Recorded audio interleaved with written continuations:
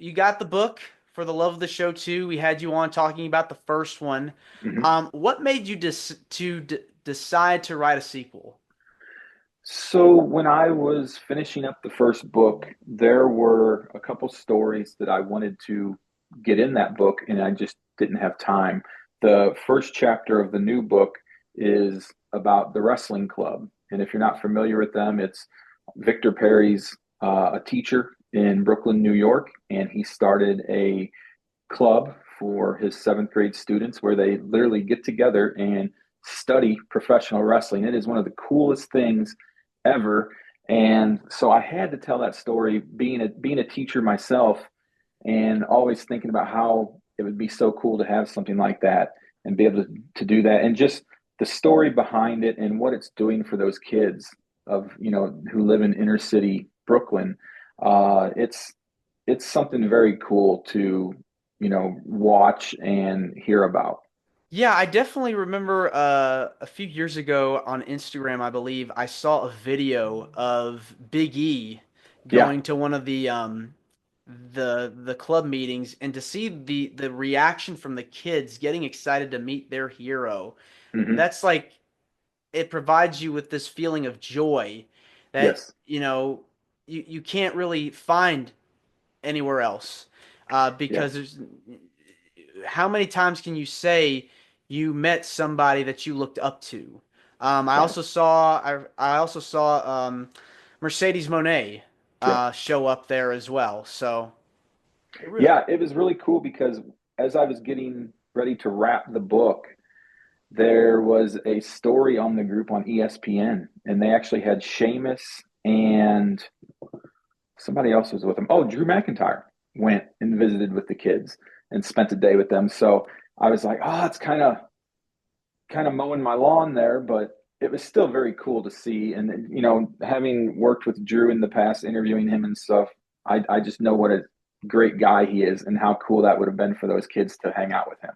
yeah, it's amazing to see uh, the faces of these kids getting to Yeah. not only meet their idols, but also hear stories from them and inspirational stories. And what you're doing is you're telling these stories. 11 chapters, if I'm not mistaken, are in Yes. this book.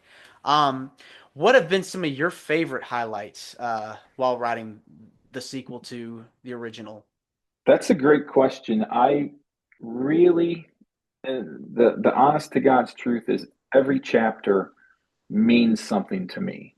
Um, I feel like this book overall is heads and tails above the first. And not that I dislike the first.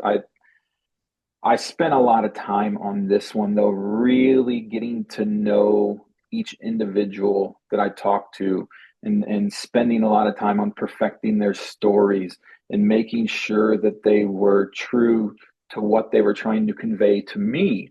And, you know, if I had to pick some, I would say the final chapter of the book really means a lot to me. It's about a lady named Emily from California, and she's currently battling stage 4 cancer. And there was a video that kind of surfaced on the internet a while back of Kevin Owens leaving the ring after a SmackDown and going up into the crowd and giving a lady a T-shirt signed by him. Well, it turns out that was her. So I reached out to her and told her story, and it really had a profound impact on me. So that one, and then Nick Mason, who is a gentleman from the UK. I happened to see him on Facebook or something one time earlier. I think it was later last year, kind of November-ish. Actually, it was 23, end of 23. And he was talking about how he had done DDP yoga and lost a bunch of weight. So I reached out to him because I love DDP. I think he's a great guy. The things that he does for people is, next to sainthood as far as I'm concerned. And just talking to Nick and hearing his story and hearing how DDP literally called him to check in on him and took a personal interest in him, it was a great story. And it actually, at that point in my life, motivated me to go on a health journey myself, which I'm still on, but it's helped me to start a weight loss journey where I'm up to 130 pounds lost now. Congratulations. And I've become kind of a motivational tool for others because every morning I work out, I post on social media a photo, and people come up to me all the time like, man, we love to see you working out. It motivates us to get up in the morning and do it. So it's kind of started a chain reaction, and that's something that I'm very proud of. I think that like I said, just every story in the book has some type of connection to me and means something to me personally, and that's why I included these stories, all 11 of them, in this book. And I really think that people will be inspired by reading this, and it's going to motivate them to go out and just try to make the world a better place.